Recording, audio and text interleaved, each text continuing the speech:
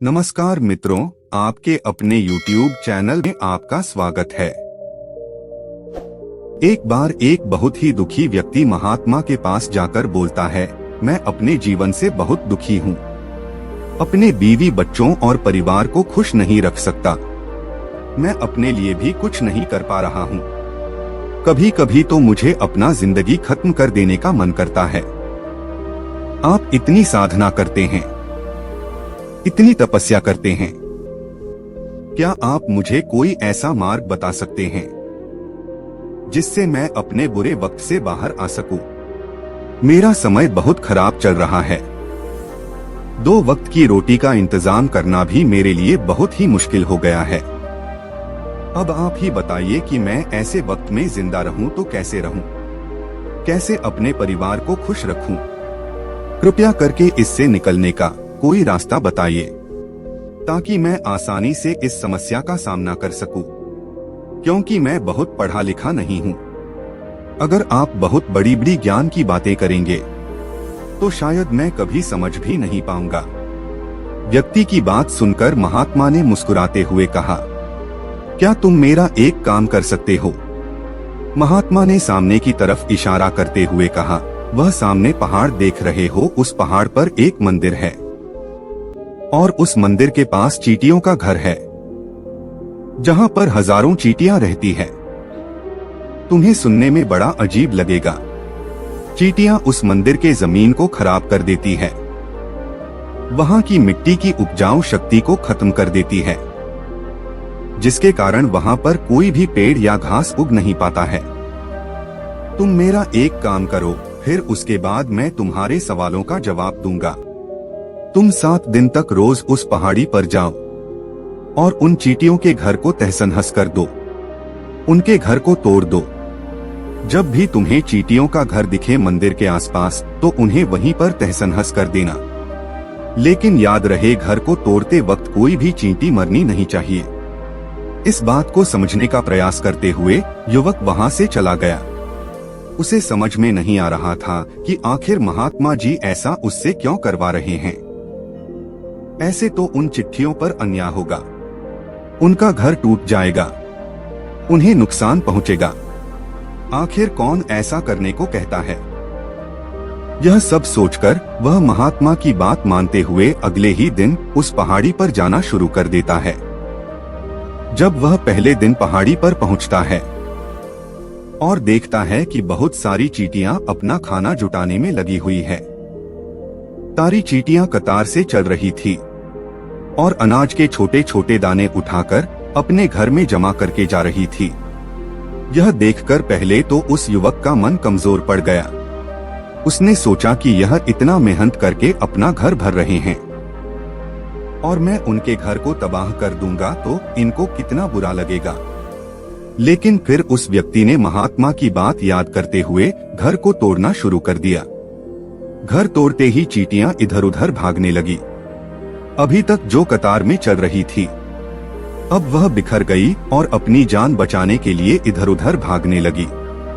थोड़ी देर में घर टूट गया।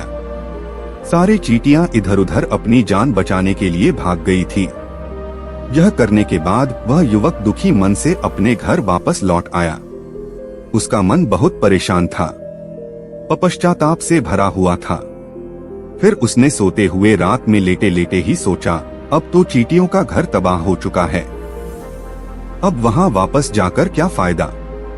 क्योंकि जैसा महात्मा जी ने कहा था कि चींटियों का घर तबाह करना है, वह तो मैं पहले ही कर चुका हूँ। लेकिन बाद में उसने कुछ सोचकर फिर से वहां जाने का निर्णय लिया और अगले दिन सुबह सुबह वह वापस उस पहाड़ी पर पहुंच जाता है।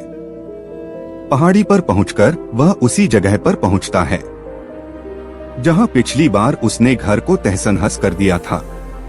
लेकिन वह देखकर चौंक जाता है कि चींटियों ने फिर से अपना घर उसी जगह पर बना लिया था और वे फिर से अपने घर के लिए सामान इकट्ठा करने में जुटी हुई थी। उस आदमी को यह देखकर लगा कि है चींटियां कितनी मूर्ख है। इनको पता है कि कल ही इसी जगह पर इनका घर तबाह किया गया है और उसी जगह पर इन्होंने अपना नया घर भी बना लिया। और यह सोचकर वह आदमी हंसने लगा। लेकिन फिर से महात्मा की बात याद करते हुए फिर से उन चींटियों का घर तबाह कर दिया। फिर से उन चींटियों में हलचल मच गई। थोड़ी ही देर में वह चींटियां अपनी जान बचाने के लिए इधर उधर भागने लगी।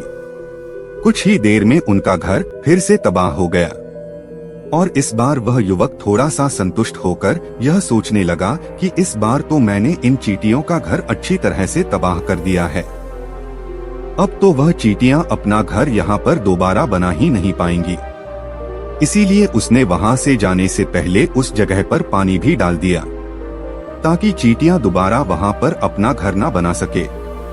और इस तरह वह अपना काम करके अपने घर लौट आया।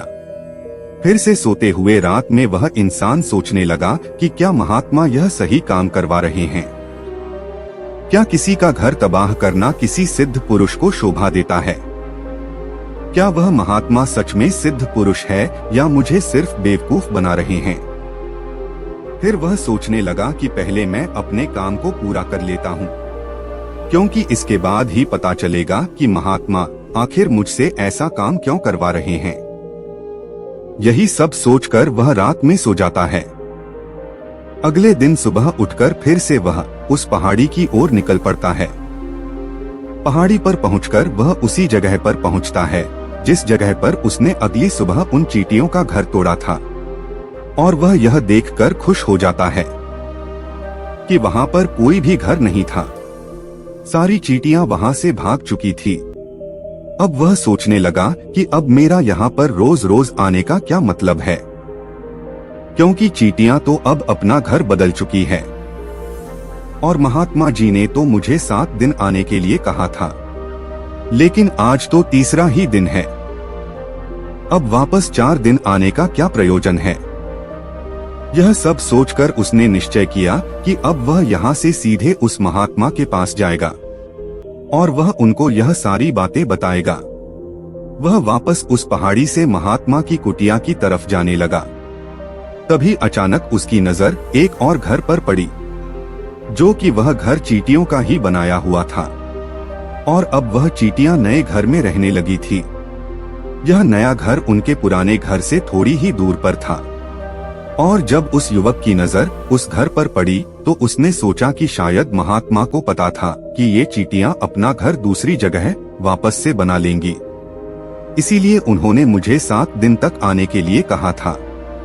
और यह सोचकर वह उन चींटियों का नया घर भी तोड़ने के लिए आगे बढ़ता है। जब वहां पहुंचा तो उसने देखा कि चींटियां उसी तरह अपने कार्य में लगी हुई थी। वह अपने लिए खाना इकट्ठा कर रही थी और उन्हें अपने घर में जमा करते जा रही थी। जो पुराना घर टूटा हुआ था वहां पर भी अनाज के कड़ बचे हुए थे। चींटियां वहां से भी अनाज इकट्ठा कर करके दोबारा अपने नए घर में ला रही थी। यहाँ पर फिर से उस युवक का मन कमजोर पड़ गया, क्योंकि वह खुद भी बहुत परेशान था। इसलिए उस व्यक्ति के मन में उन चिट्ठियों के प्रति दया का भाव उत्पन्न हो रहा था। उनके ऊपर उसे दया आ रही थी। वह चाहता था कि वह उनकी मदद करे, लेकिन वह उल्टा उन्हें नुकसान ही पहुंचा रहा था।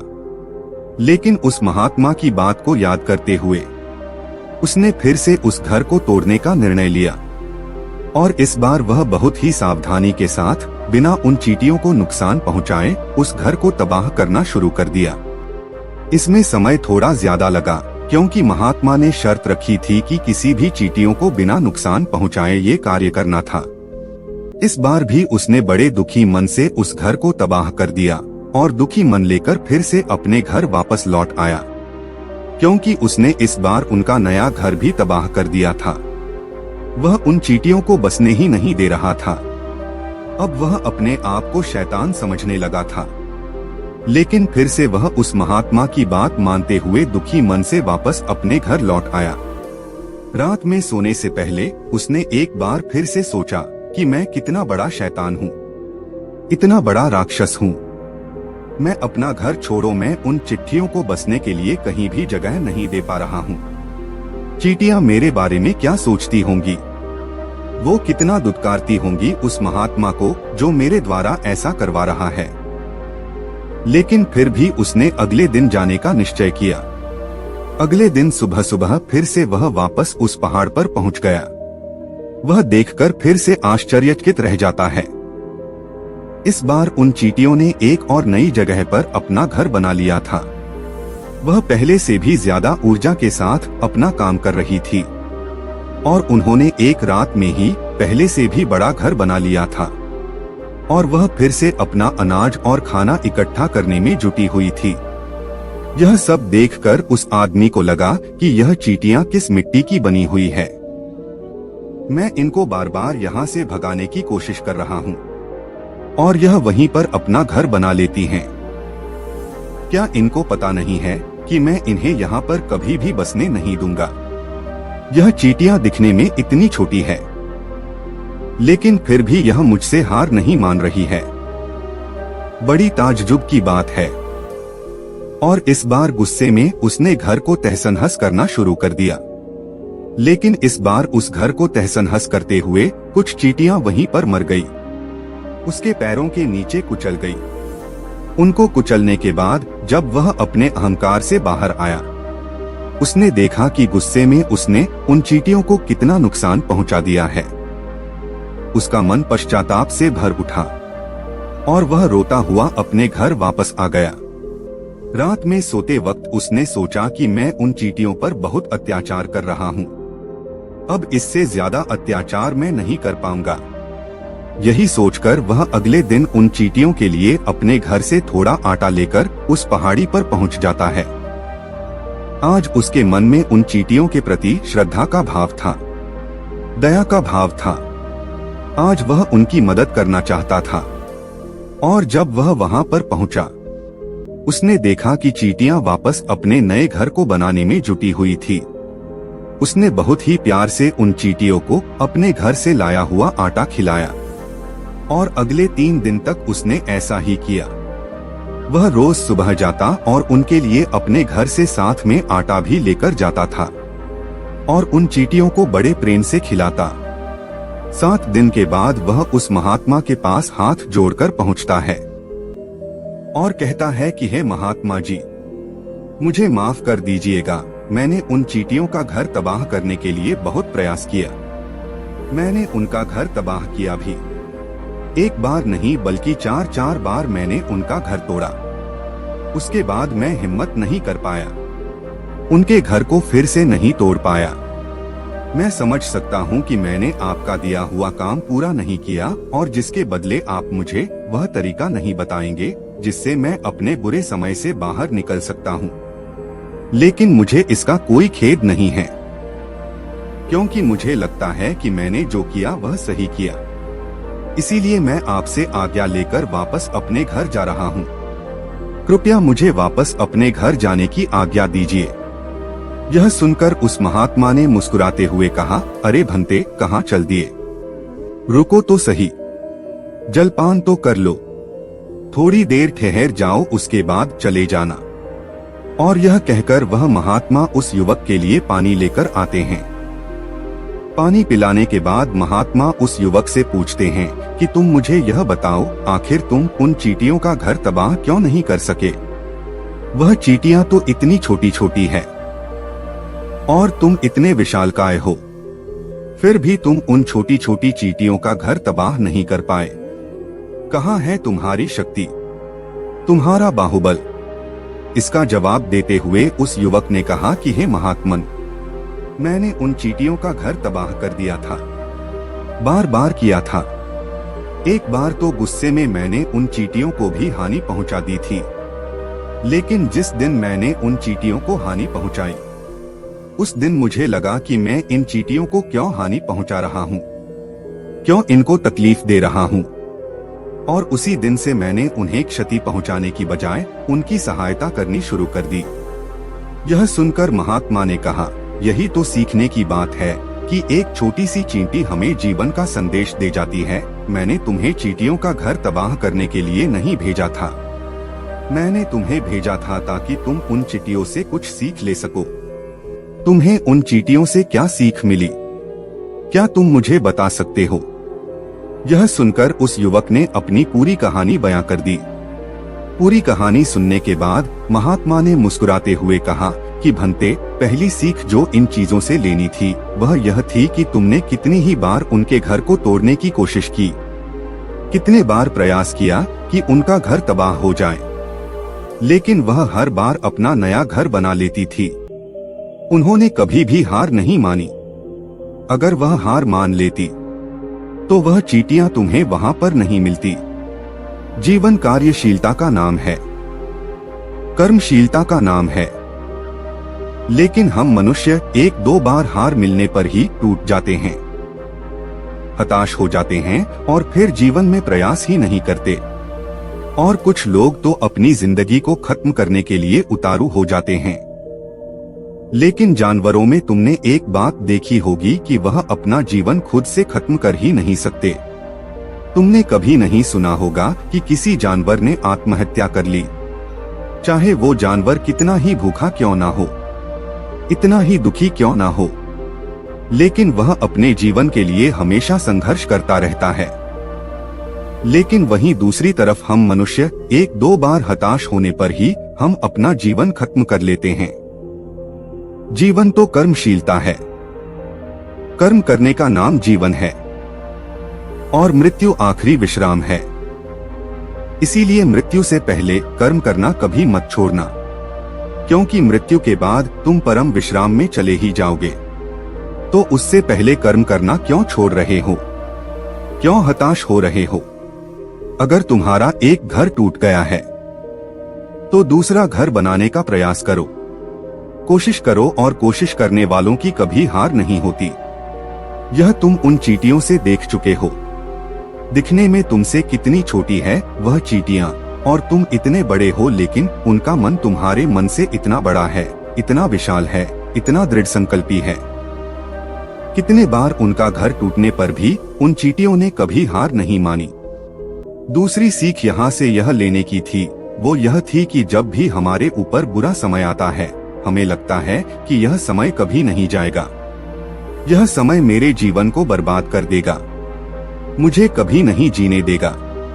और अपने इन्हीं ख्यालों से, इन्हीं विचारों से, जिनका असलियत में कोई भी अस्तित्व नहीं है, वो सिर्फ विचार हैं, वही विचार हमारे मन को दुखी कर देते हैं और इसीलिए हम प्रयास करना भी छोड़ देते हैं। लेकिन सोचो कि बार बार प्रकृति हमें क्षति पहुंचाने की कोशिश करेगी, नुकसान पहुंचाएगी, लेकिन कब तक पहुंचाएगी? अगर हम बार बार उठकर फिर से नया प्रयास करते रहेंगे तो प्रकृति भी हमारे सामने घुटने टेक देगी और वह भी एक दिन हमारे ऊपर दयावान हो जाएगी, कृपालु हो जाएगी और वह हमें सब कुछ देने लगेगी जिसकी हमने पहले कभी कामना की थी।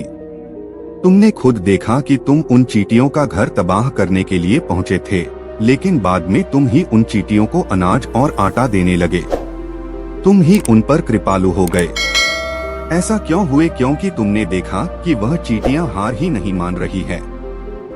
इसी तरह अगर तुम भी कभी अपने जीवन में हार नहीं मानोगे तो एक न एक दिन यह प्रकृति तुम्हें वह सब कुछ देगी जो तुम अपने जीवन में पाना चाहते थे।